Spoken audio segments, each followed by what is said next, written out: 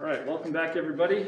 This is Thursday of week 9 of class, so we're right about at the halfway point in the semester. And also, next week we're on spring break. Just want to remind you of that. So don't drive to campus next week. Don't waste your time. There is a new assignment. I have it up here on the board. That's going to be due the first day we're coming back from spring break, which is Tuesday, March 22nd. As usual, we have a worksheet and some problems from the book. So there it is. By the way, this assignment is going to focus heavily on friction, which is the topic of today's lecture. Just to remind you, we've already covered the entire lecture on Newton's laws. So now we're in the applications of Newton's laws, and one of those big applications is how to deal with friction. So we said a little bit about this already, just kind of qualitatively. We know that there are two types of friction. We have kinetic and static. So this is where we left off last time. Just want to review. Kinetic friction refers to the friction that exists between two surfaces that are actually sliding past each other. So there is some kind of relative motion between the two surfaces. And static friction exists when there is no sliding motion going on. Static friction is the force that prevents sliding motion from happening in the first place when nothing is moving. Okay? These forces work a little bit differently. Remember, kinetic friction is just given by an equation, Fk equals mu k times n. That means the force of kinetic friction is just a constant as long as we know what this number mu k is and what the normal force is. Okay? Static friction, on the other hand, is not just some constant number. Static friction can respond to your applied force. Remember, the classic example is I try to push this desk, it doesn't move. If I push even harder, it's still not moving. So the static friction force can change depending on my applied force. But it does have a maximum value, which is why we give it by this inequality. We say the static friction force is less than or equal to us times n. So what we're going to get into now, you already know that n represents the normal force. Let's now talk about us and k. These numbers are called the coefficients of friction. Okay? So what are these coefficients of friction all about? So what are the ideas encapsulated in those equations we just went over? Basically, friction depends on two factors. It depends on how hard you are pressing the surfaces together. That's given by the normal force, remember. But also, the material properties of the surfaces matter as well. We know intuitively that for a very smooth surface, there's very low friction, and for a rougher surface, there's more friction. That's what the coefficients of friction are encapsulating. That's what these numbers, us and k, are telling us. Basically just how rough or how smooth are the surfaces. So, just to give you an example, if we were to zoom in on two different surfaces that are rubbing against each other and exerting some friction forces on each other, a low coefficient of friction would correspond to two very smooth surfaces pressing against each other, whereas a very high coefficient of friction would correspond to rougher surfaces like the ones shown up here. So keep in mind, the coefficients of friction, they depend on both surfaces. So for example, I could tell you what the coefficient of friction is for ice rubbing against ice or ice rubbing against rubber. Both surfaces, both materials are going to determine what the coefficients are. Okay? So one thing I want to point out about the coefficients of friction, and actually I'll go back to these equations. N is a force, right? It's a normal force. Friction is also a force. That means this number, whatever it is just a pure number. It's dimensionless. It doesn't have any units attached to it, right? Because the only way I can have a force on this side and a force on that side is if I'm just multiplying by a pure number with no dimensions, okay? So let's take a look at some of the common coefficients of friction that we might come up with, or that we might see in problems. So rubber on concrete. So this is like walking down the street, with rubber shoes. The kinetic friction coefficient is about 0.68. And the static friction coefficient is about 0.90. The exact values that are found here are found through experiments, right? How do we know what the coefficients of friction are for any given set of surfaces, you just test them out and see how strong the friction forces are. That's the easiest way to go. And in fact, we're going to do this in lab in a few weeks. We'll actually calculate, or we'll do an experiment, that is, to find out what the friction coefficients are for a few different cases. Okay? So are we clear on what the coefficients mean? Just really, it's about roughness, smoothness of surfaces. And that takes us to the actual physical origin of friction. For every force that we encounter, we'll of course develop some equations that describe it, but it's also important to know, what does that force actually come from? Fundamentally, what's going on with the atoms and molecules to cause that force? Can anyone remind me, remember normal forces, the force exerted by one surface pressing against another? What's the reason for normal forces? What's like the physical origin of that? Yeah, just atoms repelling each other, right? For example, if I press on the table and it exerts a normal force on my hand going upwards, that's just indicating that the atoms on the outer surface of this table are repelling the atoms on the underside of my hand, right? So friction is kind of like that. In order to understand where friction comes from, you need to understand how atoms on one surface are interacting with the other surface, but the reason is a little different. See, when it comes to any surface that you encounter in the actual real world, you'll find that no surface is perfectly smooth. Every surface has some defects on it. That is, some kind of bumps coming out of it or little indentations like this. And what happens when two imperfect surfaces slide over each other is these defects tend to become interlocked, okay? And it takes some amount of force to overcome those interlocking defects, okay? They're not just going to smoothly slide past each other with no resistance because of these surface defects interlocking with each other. So that's the basic picture you should have in your mind. And of course, in that view, it makes sense that the smoother the surfaces are, the less of a friction force you'll encounter, right? So, make sense? All right. And the other effect is, of course, remember, roughness, smoothness, that is encapsulated by the coefficients of friction, those mu numbers. How hard you're pressing the surfaces together, that also matters, and that's given by the normal force. So that's why it depends on both of those factors. All right, so here's a question for you, okay? We have a 55 kilogram box at rest on the flat floor.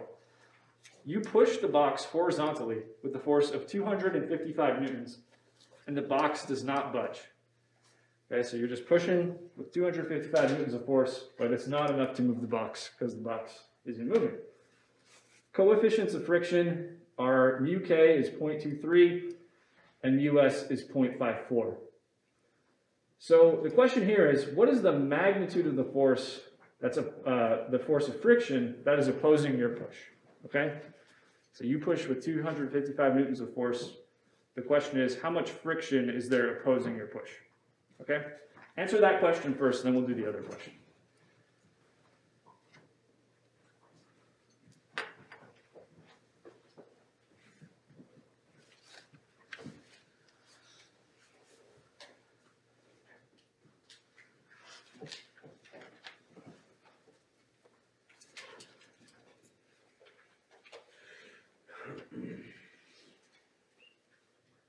So I would start just by drawing a free body diagram showing all the forces acting on the box, and then applying F equals ma to see what this unknown friction force has to do.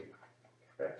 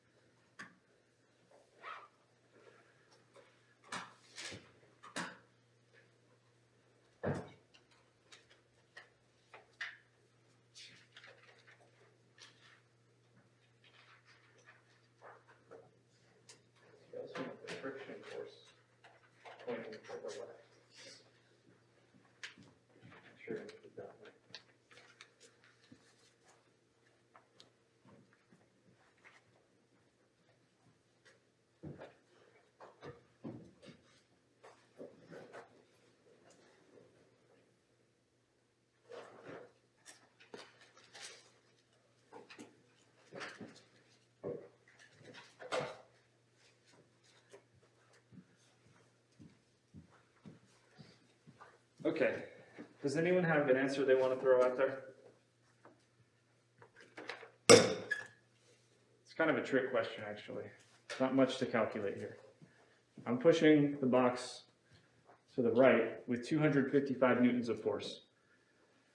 So what does the strength or the magnitude of the friction have to be to keep the box in place? 255 newtons? Yeah. Friction is 255 newtons. Does that make sense? It has to just be exactly canceling out your push to make sure that the box doesn't move, right? So here, let's just kind of do this in detail. Here is a free body diagram of the box. That's what we're doing. What forces are supposed to go on this diagram? Normal weight. So yeah, of course, we've got the weight of the box. That's the force of gravity acting downwards. And we've got the normal force, like you said. Yeah, there's whatever force you're pushing with. I'm just going to call that P. That's going to the right. And then we have static friction, right? It must be static, by the way, if the assumption is the box is not moving, right? So if the box is not moving, we know two things. The type of friction we have is static. So I'm just going to say F equals Fs. That's to say we have static, not kinetic friction, right? And also, what can I say about the acceleration of the box? Yeah, it's 0 in the x direction, and it's also 0 in the y direction. Of course, it's not moving up or down, even if it's sliding along the floor, but if it's not moving along the floor, it has no acceleration in the x direction. So no acceleration, period, right? So if we go ahead and do F equals ma for the x direction, this is what it will give us, basically. We have the push force going to the right, so I'm just going to say the x component is P, positive. Then we have the static friction force going to the left. That x component is minus whatever this force is, right? That's how we do two forces opposing each other in the x-axis. But the sum total of those is 0 because we're not accelerating. So therefore, static friction is just exactly the same as my push, which is 255 newtons. That's the logic, to do it a little bit more formally behind this one, okay? So obviously, 255 newtons of force is not enough to get the box to start moving. So the follow-up question was, well, what is enough force to get it moving? How much force would I have to apply in order to start the motion of the box? Okay? So any ideas how we could tackle this one? What is the static friction? Yeah, we should probably bring in the inequality that describes how static friction actually works, right? In other words, we should bring in, the question is what force to get the box to move is necessary. We should use the fact that static friction is less than or equal to μs times n. Okay, so in other words, static friction can grow, it can get bigger as I push harder, right? But only up until a certain limit. After I exceed μs times n, then the box is just going to start moving and we won't have static friction anymore because it's in motion. So for this, this is the way I would approach pretty much any problem where static friction inequalities come into play, okay? I know that Fs is equal to P. So I'm actually going to just put that in the inequality right here. Then, if I can figure out what the normal force is, I can put that in the inequality right here, and then the rest will just follow from there, okay? So the real question is, how do I know what the normal force is? Well, I can do F equals ma in the y direction. That's going to be useful for figuring out what the normal force is. So how do I add up the forces in the y direction now? Just refer to the diagram. Yeah, that'll just be n, which is positive, minus w, And then what would I set that equal to on this side? 0. I'm not accelerating in the y direction. So the normal force in this case must just equal the weight, which is given by m times g. Okay? So here, let's just put both of those results. The normal force is m times g. The static friction force is equal to p. Let's put that in the static friction inequality. So static friction, that's p is less than or equal to mu(s) times n, which is m times g. This is saying, what is this really saying? In order for the box not to move, and in order for us to have static friction, I must be pushing with a force that's less than this right here. And as soon as I push harder than this force, then the box is going to start to move. So if I can just crunch these numbers, that's going to tell me what do I need to push with to get the box to move. Does that make sense? Okay. So let's do it. So what's our static friction coefficient? Us. That's 0.540. The mass of the box is 55 kilograms. And then G is 9.8 meters per second squared. And someone tell me what that is.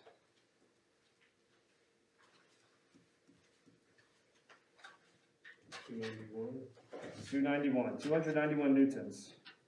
So I got to push harder than that to get the box to move. Okay? Does that make sense?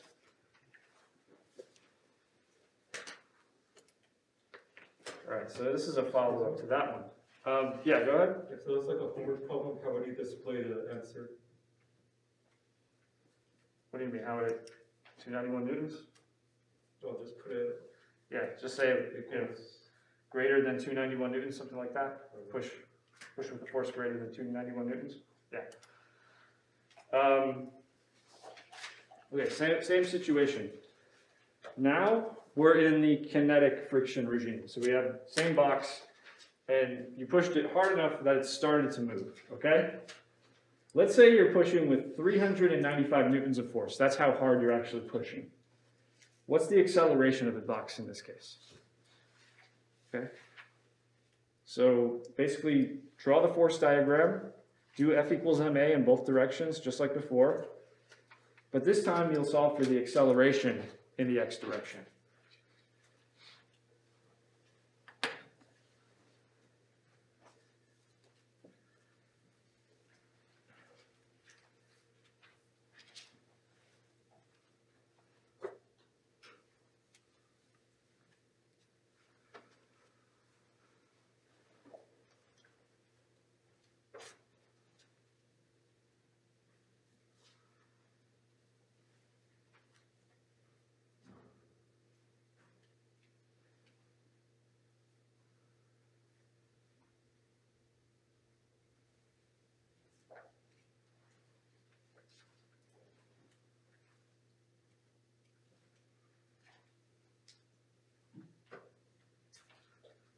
So remember, for kinetic friction, which is what we're dealing with here, the force is given by mu k times n. So you'll have to use the kinetic coefficient on this one.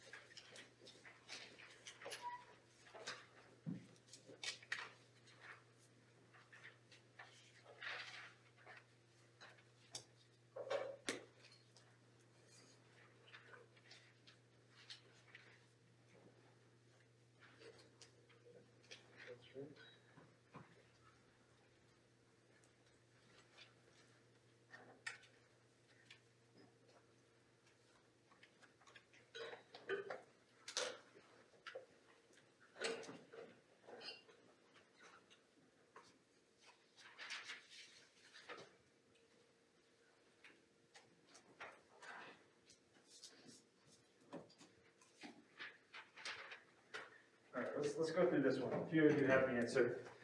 It's like about 4.9 meters per second squared. But let's work it through from the beginning, okay? And remember, I outlined the procedure for pretty much any Newton's laws problem that you'll see. And it starts with your free body diagram. This is not too different from before, right? We're pushing the box to the right. Then, of course, we've got the weight of the box as well as the normal force from the floor that's supporting it. But this time we don't have static friction opposing the push, we have kinetic friction. And I'm deliberately showing this arrow, Fk, as being shorter than this one, P, because in order to accelerate it, we have to push harder than the friction is opposing us, right? So we'll have X and Y coordinates just like before, and then we'll go ahead and do F equals ma for each coordinate direction. So let's do the Y coordinate first. I kind of know where this is going. We're going to find the normal force by saying the net force in the Y direction equals m times ay. So this is just like before. How do I add up the two Y forces given this diagram? Yep. That's N minus W. One's going up, the other's going down. Equals 0. We don't accelerate in the Y direction. We do accelerate in the X direction, but the box is not coming up off the floor or anything, so we don't have any acceleration vertically.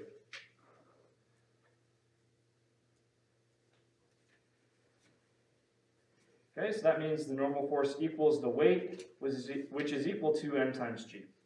Okay? And then kinetic friction as a force, remember, this is a little different than static friction. Static friction is given by an inequality, whereas this is just a simple equation, uk times n.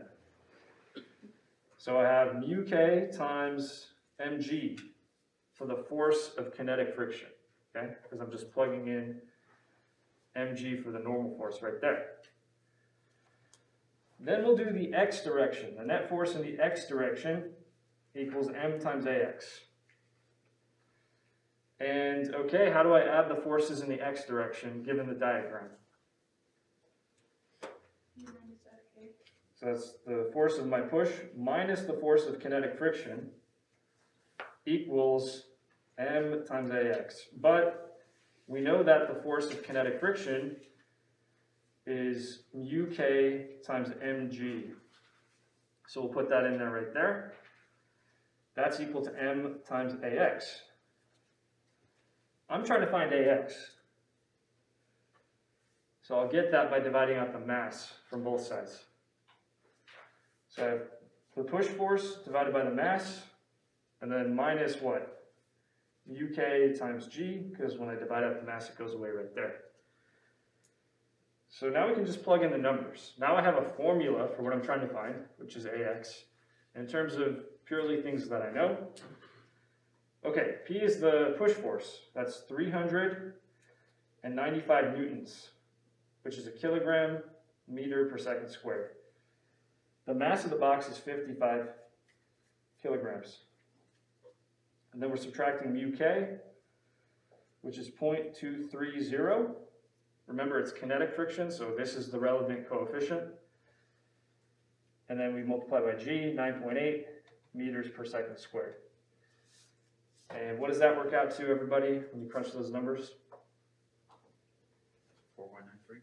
4.93 meters per second squared. So in this situation, if you apply the given amount of force, you'll get 4.93 meters per second squared of acceleration. Okay? So any questions on how we got that? All right, let's keep going.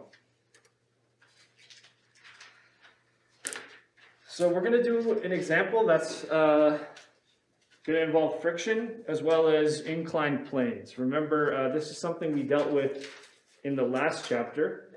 We're talking about ramps. And remember, the sort of trick that we use when it comes to an inclined plane is to rotate our coordinate system. Normally, we'd have the x direction going horizontally, y direction going vertically. But in the case of a ramp, it makes a little more sense. It makes the problem a little easier to analyze if you rotate your coordinates so that x is going down the ramp, y is going perpendicular to it. So that's what we'll do. All right, so here's the situation. This block is initially sliding down a very long ramp, which is angled at 32.5 degrees. And it's starting off with a speed of 13 meters per second, okay? The coefficients of friction between the box and the inclined plane are given right here. So this is mu k, 0.68, and mu s, 0.74. Now right away, given that the box is actually sliding, which one of these am I actually going to use? Yeah, I'm going to use the kinetic coefficient. I'd use this if the box were stationary, okay? So here's the question. Will the block come to a stop? And if so, how far down the ramp is it going to go before it comes to a stop? So let's try to make sense out of this. You could imagine that if there were a very large amount of friction, right, it would be enough to just slow the box down and bring it to a stop. But if there were no friction, right, the box would just accelerate as it moves, and it would never actually slow down. It would never actually come to a stop. So we don't really know which situation we're dealing with. Is there enough friction to just stop it altogether or not? That's the first question. And then if it's not going to stop, if it is going to stop, how far down the ramp is it going to go before it does that, right? If it does stop, then where does it stop is the question, okay? So we all clear on this? All right, so here's the strategy. Like with any situation where we want to use Newton's laws, we have to first get an accounting of what the forces acting on the sliding box are. And once we do that, we can find the acceleration of the box. We're just going to apply the second law, F equals ma, okay? Then, once we have that acceleration in the x direction, so the acceleration down the ramp, that's what ax is representing because we have the x direction going down the ramp. Let's look at the sign of ax. Ax could come out to be positive, or it could come out to be negative. And those are two different situations. So let's say that ax comes out to be positive. That means the direction of the acceleration is down the ramp. And if we're already moving down the ramp and we're accelerating in that direction, we're just going to keep speeding up over time. There's no point on the ramp where we come to a stop, right? We'll just slide all the way to the bottom. On the other hand, if ax is negative, that means it's accelerating up the ramp while it's moving down the ramp. Acceleration is opposing the velocity. That means we're slowing down over time. And eventually we can come to a stop in that case, right? So that answers the first question. Just look at the sign of the acceleration. And of course, in the second case where it does come to a stop, if that is the case, then we can use kinematic equations to figure out how far did it go before it came to a stop. So that's the overall strategy, okay? We've got Newton's laws, we're going to find the acceleration, and then once we have that, we'll answer the two questions. All right, so the first step is to identify the forces, remember? So what forces do we have present on this diagram? I'm going to indicate the box with this little dot, so we'll put the forces coming off of that dot. What are the forces? We got a normal force. What direction should I be indicating the normal force? It's not going to be straight up. It's not going to be like this. Remember, normal forces are perpendicular to the surface. So perpendicular to the ramp would be in this direction, in the y direction, right? So if it were a flat surface, yeah, normal force would be going straight up, but in this case, it's kind of tilted as the ramp tilts, right? What else do we have? We have the normal force. We have the weight. Which way does that go? That one goes straight down. So of course, gravity doesn't care if you're on a ramp, so that's always just going to be pointing straight down. What else? Which type? So we have kinetic friction. Which direction does the kinetic friction go? It's the opposite direction as the motion. So if the box is moving in the positive x direction, then friction opposing it is going in the negative x direction. Okay? Makes sense? So here's the force. The force diagram. Normal force, perpendicular to the surface of the ramp, that's N. Then we have the force of kinetic friction going up the ramp, because that's the direction opposing the motion. We label that as Fk. And then finally, we have the weight pointing straight down. That's the situation. Okay, so we're good up to here. So now, this gives us a starting point to apply Newton's second law in each coordinate direction. So I'm going to go through the details with you now about breaking these different forces into components, okay? And we'll start with the weight. Because eventually what we're going to do, remember, is F equals ma in the x direction. That's the direction going down the ramp. And F equals ma in the y direction. That's perpendicular to the surface of the ramp. So on this side of the equation, where we add the forces up, we need to have each force broken up into x and y, okay? So for two of these forces, that's really easy to do, right? For two of these forces, one of the components is just 0. Which are those two forces? So the normal force, that's only in the y direction. There's no component of the normal force that's in x direction. And then for the kinetic friction, that's only in the x direction, right? So really the only one we have to do any work for is the weight. And I showed you how to do this in the last lecture, right? For the weight vector, the angle between that vector and the y-axis is theta.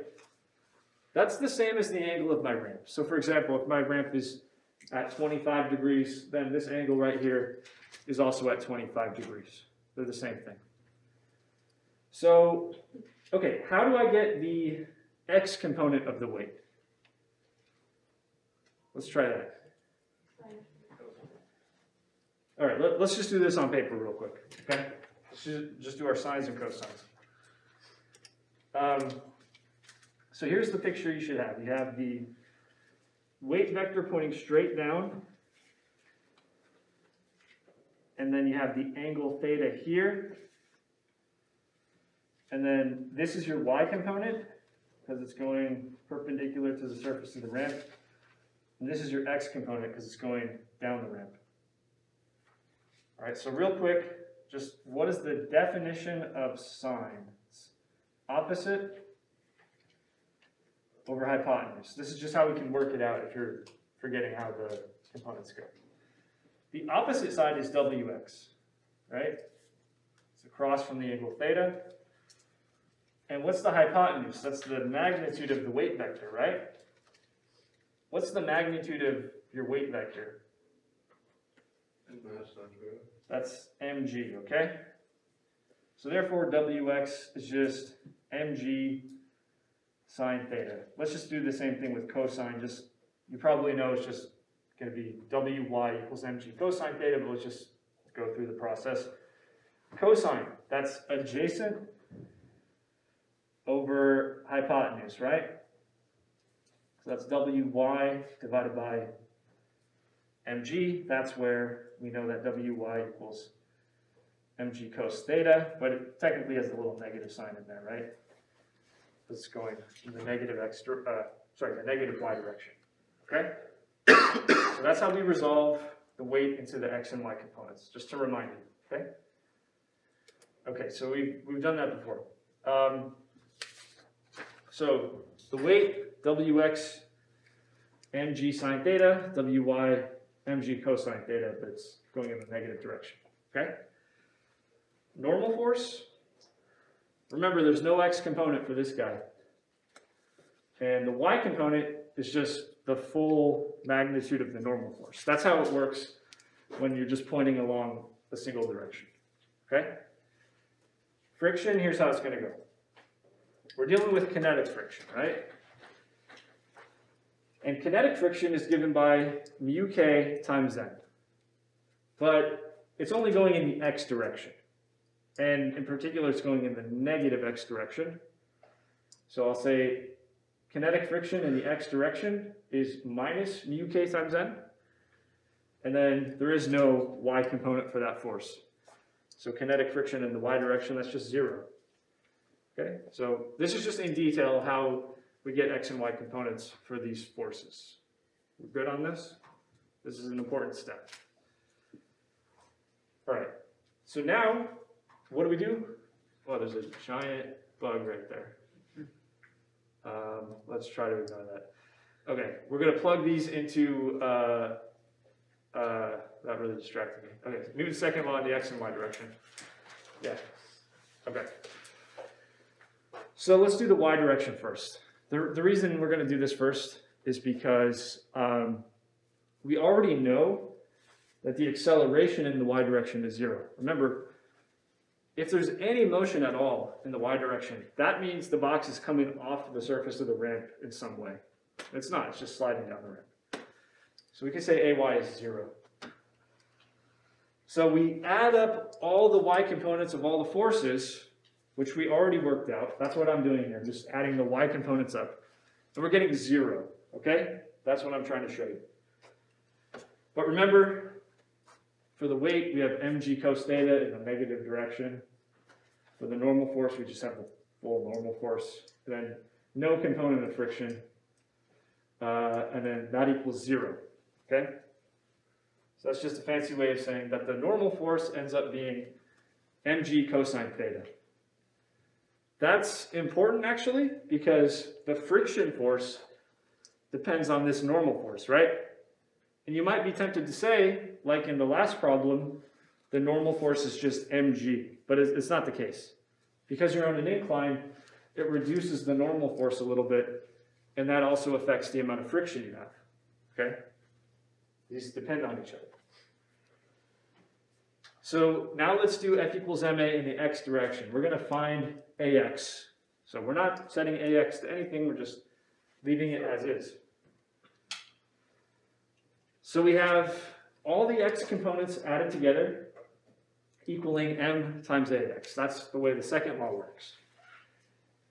Okay, and let's just remember what we have. For the weight in the x direction, we have mg sine theta. For the normal force, there is no component in the x direction, so I'm putting it 0 there. And for the friction, it's in the negative x direction, so there's the negative sign. And friction is given by mu k times n if we're talking about kinetic friction, okay? So we get up to here. I'm doing everything symbolically, by the way. This is probably how you should go. Don't start plugging in numbers until we just have the final formula for AX. All right, so what's my next step? What do I do next, everybody?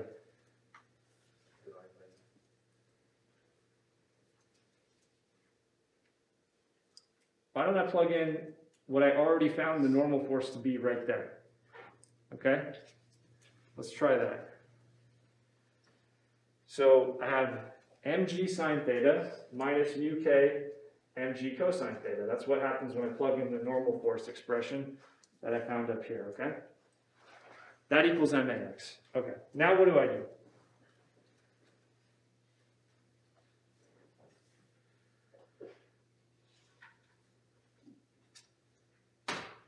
How do I make this simpler? Divide out the mass. Yeah? The mass, m is in every single term. If I divide it, it actually just drops out of the formula altogether. And then I'm left with ax. And that's good, because I don't even know the mass of the block, but apparently the mass does not matter. Okay, that's going to happen sometimes. You'll have a certain quantity, like the mass in this case, that you think you might need, but if you actually go through the work, you'll see that it drops out, and that's not information you need. So we have ax equals, I have a common factor of g, so pull that out. Then I have sine theta minus mu k cosine theta.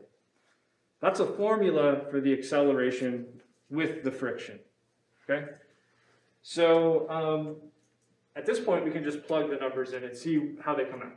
Yeah? So if the mass doesn't matter, that means that the acceleration is always going to be the same no matter the mass?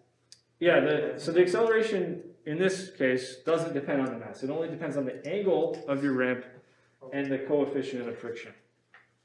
Okay?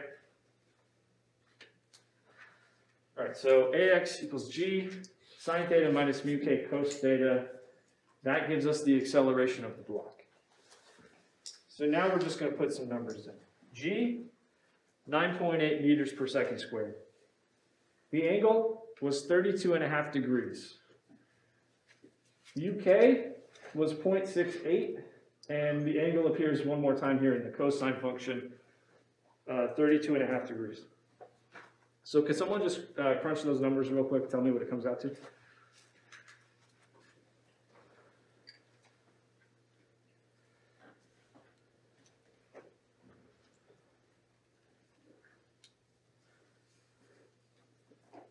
Negative 0.35. Yeah. I'm getting negative 0.355 meters per second squared. All right, the negative sign is significant, right? What does that tell us? Yeah, so the box starts at 13 meters per second, but the acceleration here is slowing it down until it will eventually just come to a stop. Okay? So we know that because the sign of the acceleration is negative, that's pointing up the ramp, it's opposing our velocity, the block is slowing down and coming to a stop while it slides on the ramp. Okay, that's the first question. The second question is this. How far down the ramp does it go before it stops? This is the picture you want to have in mind. We start up here, let's say at position 0. This will be x equals 0.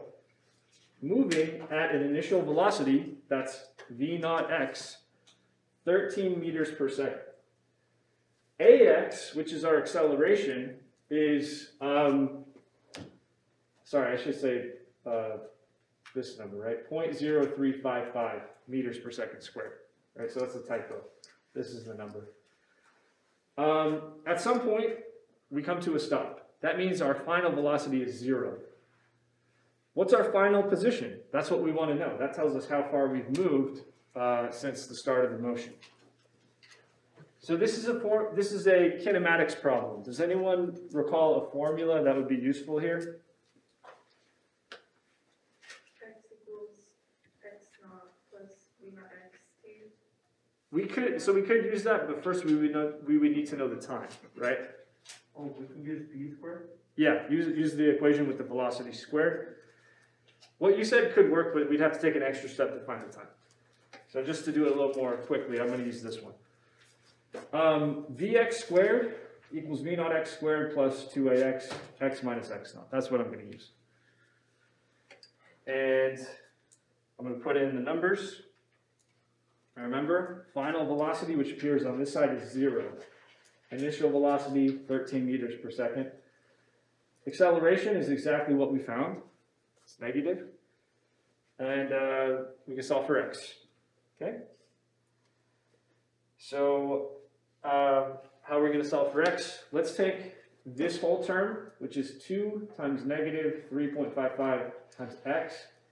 And let's add it to both sides so it moves it over on the left side of the equation. So now we have 2 times 0.355 times x equals 13 squared.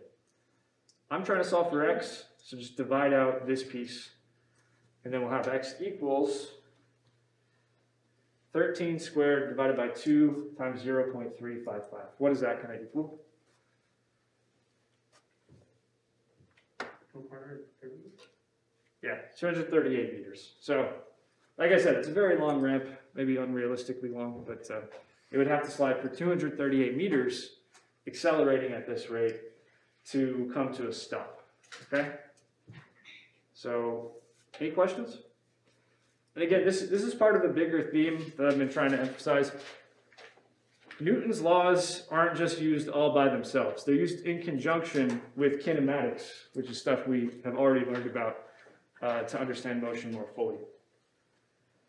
All right, so moving on from this example, we good?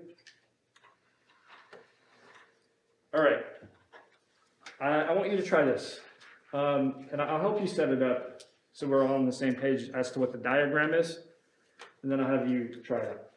So here's the question. We have a 55 kilogram box initially placed at rest, so it's not even moving, on a 25-degree incline. So imagine it's just at rest and I'm holding it in place like this. I'm just going to let my hand go. Question is, will it start to slide? Will it start to slide down the ramp, or will it just stay there? Okay, so to understand what the answer is, we need to know these two numbers. Mu k is 0.23 and mu s is 0.54. So it's a yes or no question. So, but it might be hard to think about how to approach this one. So here's how I would approach this, right? First, try this. Find out how much static friction force is needed, how much static friction force there would have to be in order to keep the box here not moving.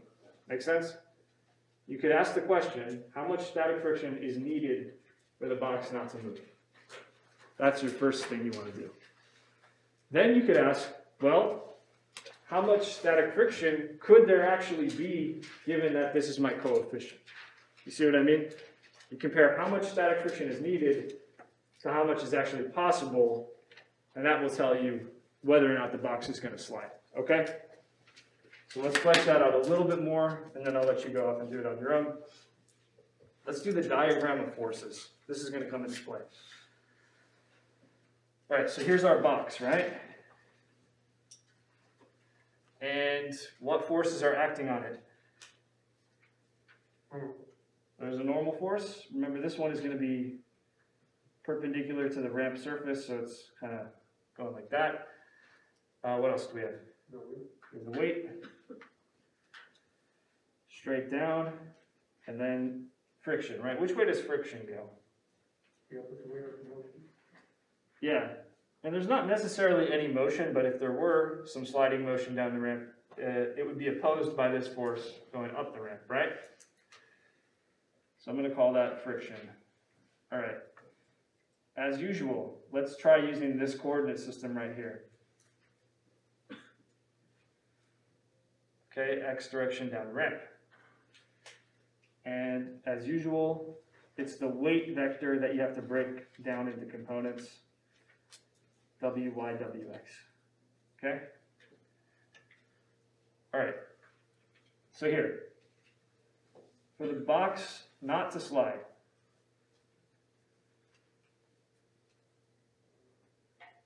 what can we say about the acceleration of the box? 0? In both x and y, right? I mean, y acceleration is going to be 0 regardless, but the x acceleration tells us we're not sliding up and down the ramp. Okay? So here, try this. Do F equals ma in the x direction and solve for Fs. Tell me exactly what the static friction force would have to be. Okay? Compare that to this force, us times n. Okay? If the static friction force we need to hold the box in place is less than this, then it works. If it's greater than this, then it won't work, because you can't exceed this force with static friction. Okay? So compare these two numbers, and that'll answer the question. So try it out, see what you get, and we'll go through it.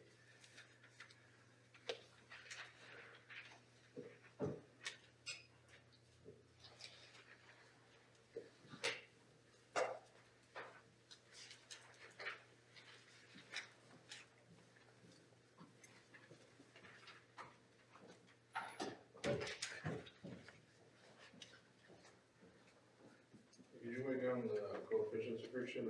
Yeah, I'm going to go back to the slide. Hopefully you have this down so you can see the numbers here.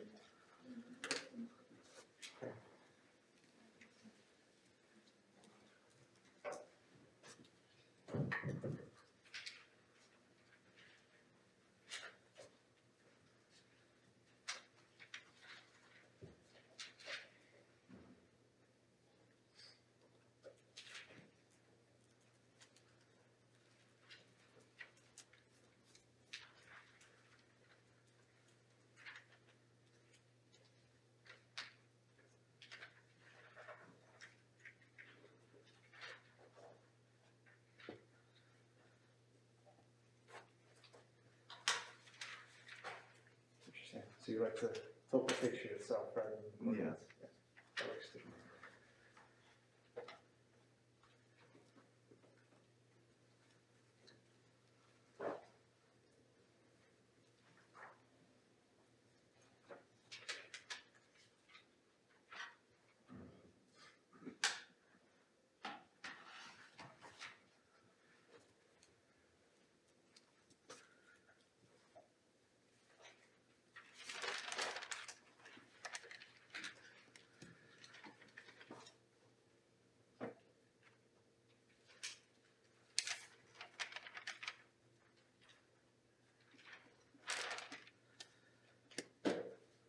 Okay, I want to make sure that we have time to get through all the problems that I wanted to do today. So at this point, let's just go back to here. Okay, those are the forces. And what we're saying is if the box is not sliding, then AX and AY are both 0. So if we apply F equals MA in the X direction, what do we get? What are the two forces in the X direction that need to be added together? The weight and force. Yep, but just this only this component of the weight, which is Wx, and then minus Fs, I should say this is static friction, so I'll put a little S subscript, that equals 0. In other words, in order to not move, this is how much static friction you need. You need exactly the same amount of force as Wx. And we already worked out what this is, right? This is mg sine theta. Okay? This component right here is mg sine theta. So we'll put in our numbers. We have m, 55 kilograms, g, 9.8 meters per second squared. And then sine of 25 degrees is our angle. Can someone work that number out for me? 227.8 newtons. I agree with that. Okay. So what are we comparing that to? We're comparing that to μs times n. Remember, static friction can take on a range of values up until this value. So this is what we want to compare to see if static friction is enough to hold the box in place. Okay? So in order to do that, we need to find the normal force, actually. So let's do that first. We're going to find the normal force by doing F equals ma in the y direction. This is exactly the same process as the last problem, but let's just do it again. If I add up the forces in the y direction, I have the normal force going in the positive y direction like this, and then I have Wy going in the negative y direction like that, and I don't have any acceleration in the y direction. So Ay is equal to 0, right? So that means normal force minus mg cos theta. We already, again, worked out the components of the weight. This one's mg cos theta equals 0. So therefore, the normal force is mg cos theta. Make sense? So μs times n equals μs times mg cos theta. So here's what that number comes out to. It's 0.54, that's μs. M is 55 kilograms. G is 9.8 meters per second squared. And theta is 25 degrees. Can someone work what that is? Yeah. Shouldn't it be negative mg cosine theta? It is. Right here? Underneath that. Because if you're subtracting negative mg cosine theta. I'm adding it though. Let's put it over here. Okay. Okay. So this is just how strong the normal force is, right? We wouldn't expect a negative sign there. It's just a magnitude. What does this number work out to though? 263.7899. That's a lot of digits. Yeah, let's just say 263.8. Okay, so here. Let's compare these two numbers. This is how much is needed in order for the box not to move, okay? This is the maximum possible static friction. So what we need is less than the maximum possible, so this works. Box does not move because it follows our inequality, right? The amount of static friction we need is in fact less than US times N. So it's totally compatible with this equation. Therefore, we still have static friction and the box is not moving. Okay? Okay, so the next question I'm going to ask you is like this. For an angle of 25 degrees, which is the one we have here, the box doesn't slide down. But you can imagine if you increase the angle of the incline gradually, that eventually it would be steep enough that the box does start to slide down, right? So the follow-up question to this is this. How large would I have to set the angle to? How steep would I have to make the incline? What is this actual angle in degrees where the box does begin to slide?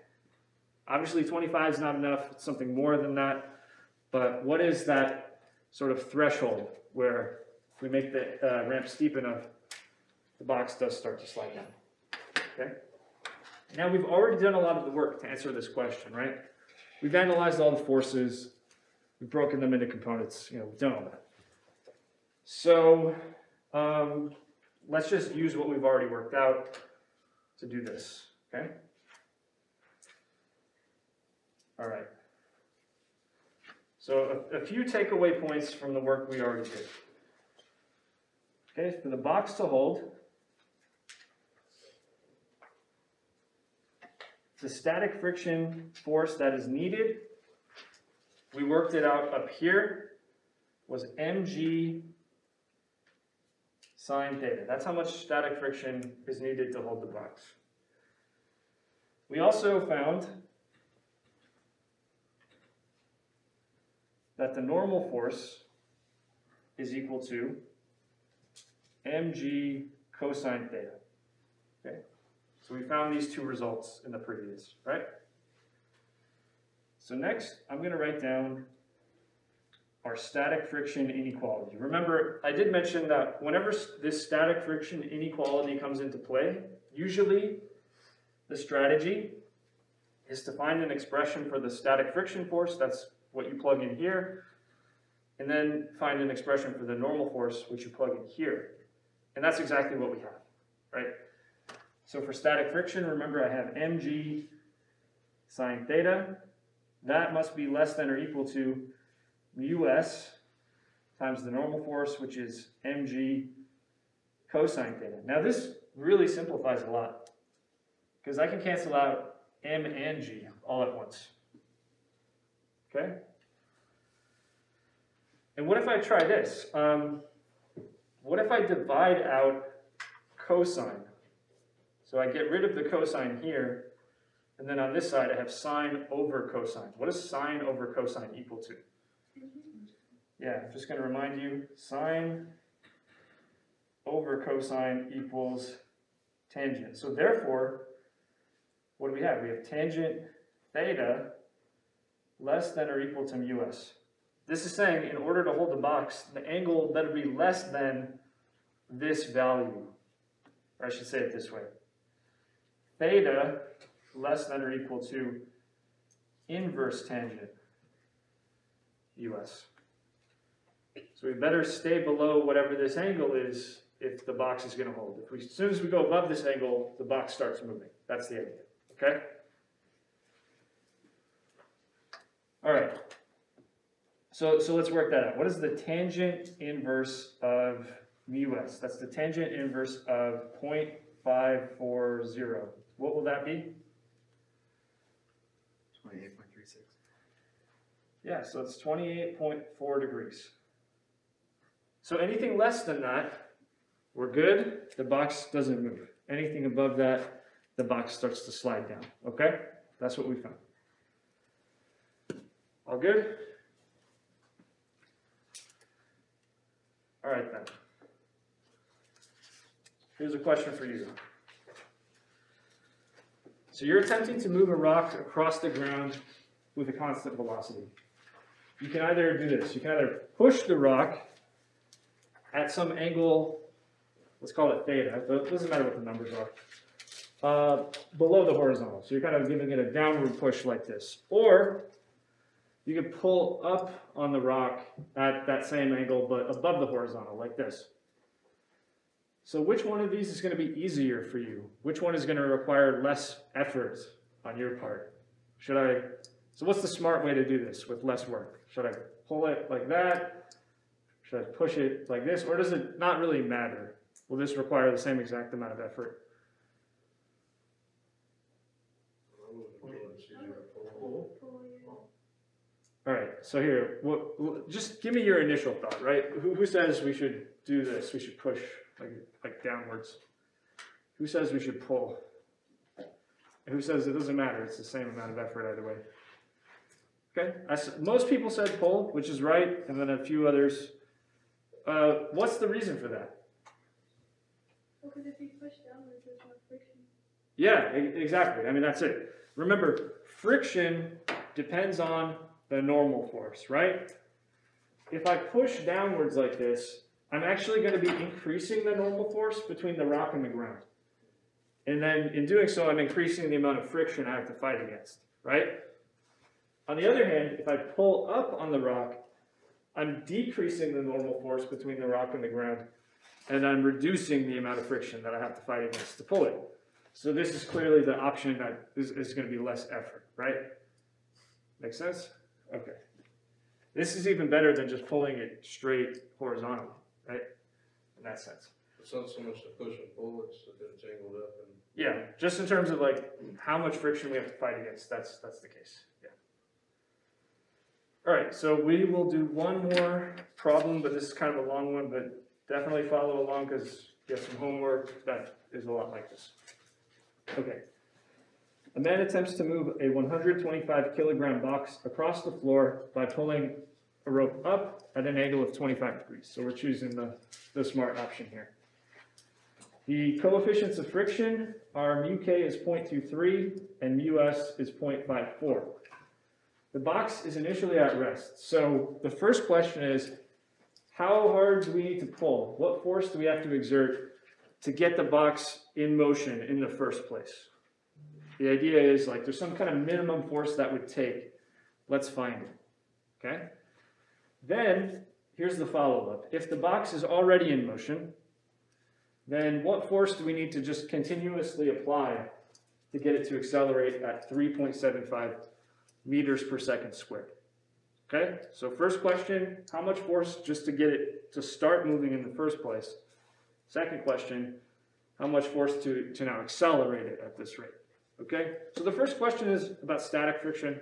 The second question is about kinetic friction. So let's work it out. All right, let's start with, and this one we're just going to work it all the way through because I just want to finish on time today. Start with the free body diagram of the box.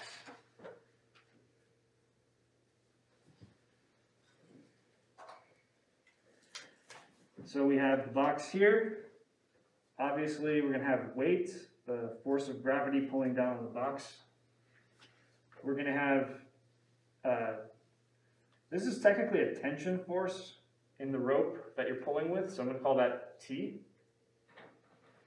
But it's the tension that we want to find, because that's how hard you have to pull on the rope to get it to move in whatever way. We also have the normal force, which is going straight up. And then opposing our motion is our friction force, which is going to the left. So we're going to use the standard coordinates x, y for horizontal and vertical motion. But if we look at these forces, they're all just directly aligned with an axis except for the tension.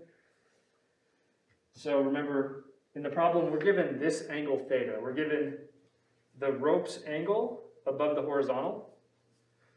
So the tension can be broken into Tx and Ty like this, all right? So now let's go do the rest. So I'm going to do F equals ma in the y direction to start off. I hope you can see that eventually we're going to need to know what the normal force is, because we're going to need to know what the friction force is. So if I look at the y forces, I can use that to solve for the normal force. So I have the normal force going up. I have the tension in the y direction, also carries a positive sign with it. And then I have the entire weight vector pointing straight down. And then that equals what? It'd be 0. AY is 0. It doesn't even matter if the box is moving or not. The point is the box doesn't move vertically. If it moves at all, it moves horizontally. So AY is just 0. That's just straight across the board. Going to be a fact in this problem. So the normal force must equal the weight minus the y component of our tension. Okay. So what is the weight? That's mg, right? The y component of our tension, that's going to be the magnitude of the tension, whatever that is, times sine of the angle theta. Because Ty is opposite from the angle. Opposite goes with sine, right? Okay. That's the normal force. Let's do this. Let's do the x components of forces. So the net force in the x direction equals m times ax. Okay. What are the two forces that act in the x direction? Friction. And Tension on Tx going in the positive direction minus friction equaling m times ax. Okay. Now let's actually be careful about how we're setting this one up. We're going to start by assuming the box doesn't move, because we're in the static friction regime at first. We're assuming the box doesn't move. That means ax is 0, and it also means the type of friction we have is static. So I'm going to say F equals Fs. So there's some kind of static friction going on, right? The box doesn't move. So, okay, in my F equals ma equation, I'm going to put the acceleration to 0, which means my static friction is equal to my tension in the x direction, but my tension in the x direction is this. It's the magnitude of the tension times cosine of the angle. Okay? That's how much static friction I need to hold the box in place. It makes sense? I just need to exactly oppose this force Tx in order for the box not to move. That's all this is saying. Okay? The next step is this. Static friction is given by this inequality. It's less than or equal to mu s times n. This is just the way it works. So remember, this is our typical strategy when dealing with static friction. I have an expression for Fs, and I have an expression for n, and that's going to tell us something about, in this case, T, how hard we're pulling, and how hard can we pull so that the box still doesn't move, okay? So we have T cos theta on this side, less than or equal to mu s times n. And just to be clear, this is what I'm plugging in for Fs. This is what I'm plugging in for n. It's mg minus t sine theta. It's getting a little messy, sorry. Okay. I want to go ahead and solve for t in this formula. Okay? That's my goal. So, I have t times cosine theta on the left side. I'm going to leave it there. On the right side, I have t sine theta times mu s with a negative sign right there, right? So what I'm going to do is add that term to both sides so it appears over here. So we have plus mu s sine theta, and then I pulled out that factor of t. That's less than or equal to this part, which is mu s mg. Okay, so just shuffling the terms around. Okay, there it is. This is saying t is less than or equal to, divide out the thing in parentheses, us mg over cos theta plus mu s sine theta. That means I need to pull with a force less than or equal to this for the box not to move.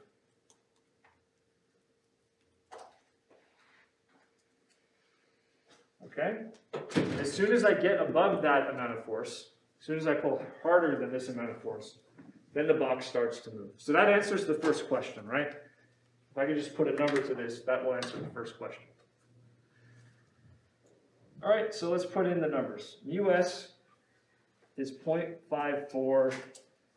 The mass of the box is 125 kilograms. G is 9.8 meters per second squared.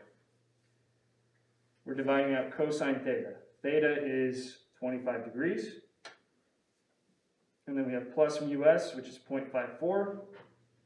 And then we have sine of 25 degrees. You can follow along in your calculator, but I'll just tell you what it comes out to. This comes out to 583 newtons. So exceed this force to get the box moving.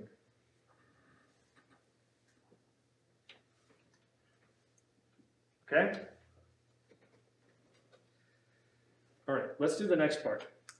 The next part says, how hard would we have to pull to get it to accelerate in the x direction at 3.75 meters per second squared? So you can probably guess that if this is the force that's just needed to get it to start moving in the first place, we'd have to pull it even harder than that to get it to accelerate at some rate. But we'll see what the force necessary there is. Okay, I think I need a separate sheet, but we are going to go off of the same free body diagram. Because fundamentally it's the same thing happening. I'm pulling up at this angle, we have a normal force, we have weight, and we have friction. It's just now that it's kinetic friction, now that the box is moving. So here, if AX equals 3.75 meters per second squared, the question is, what is T? What is the tension in the rope that we're pulling? Okay. So I have some results that I can just use right away. It's still going to be true that the normal force is given by this equation, mg minus t sine theta, right? The forces in the y direction have not changed one bit, and we're still not accelerating in the y direction, so that's still the normal force, right? So I'm going to just use that. Normal force equals mg minus t sine theta. Okay, now we're dealing with kinetic friction. The type of friction that we see in our diagram is Fk, or kinetic. And just remember, this is given by mu k times n. That's how you just write the force of kinetic friction. That just means kinetic friction is mu k times mg minus t sine theta, because that is the normal force in this case. All right? Okay, next. We're going to do F equals ma in the x direction. So we can bring in the acceleration that we're asked about here. All right, go back to the diagram. In the x direction, again, we have Tx going this way, and then we have the kinetic friction force going the other way. So we have Tx minus Fk is the sum of forces. That equals m times ax. Well, we already figured out what Tx is. We did that back here, right? That's t cos theta. right? So if I want this component of the force, it's the magnitude times cosine of this angle theta. So that's T cos theta right there. And then kinetic friction is this whole thing right here. So we have minus UK mg minus T sine theta. That equals max. Now just to be clear, we're solving for T, okay? We're solving for T, so let's try doing it this way. I have two terms in my formula that have T. The first one is T cos theta, so I'm going to factor it out right here. Then we have mu k times sine theta. These two negatives cancel. And those are all the terms that multiply T just grouped together, okay? I'm going to put everything else on the other side of the equation. We already have max there, but here we have minus mu k mg. I'm going to add that to both sides. It throws it over here. So we have plus mu k mg. Then we're solving for the tension. So that's just this divided by the thing in parentheses. That's m ax plus mu kg.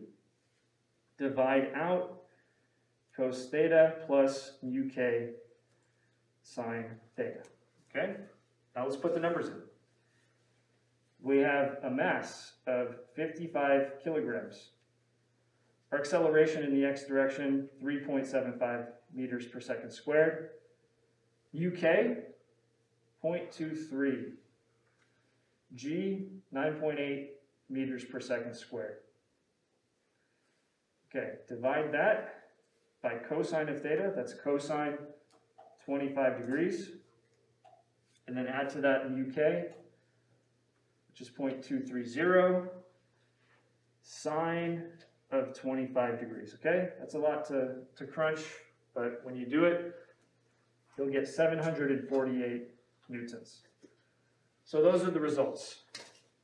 538 newtons to move the box, 748 newtons to get it to accelerate at this rate. All right, so that's it for today.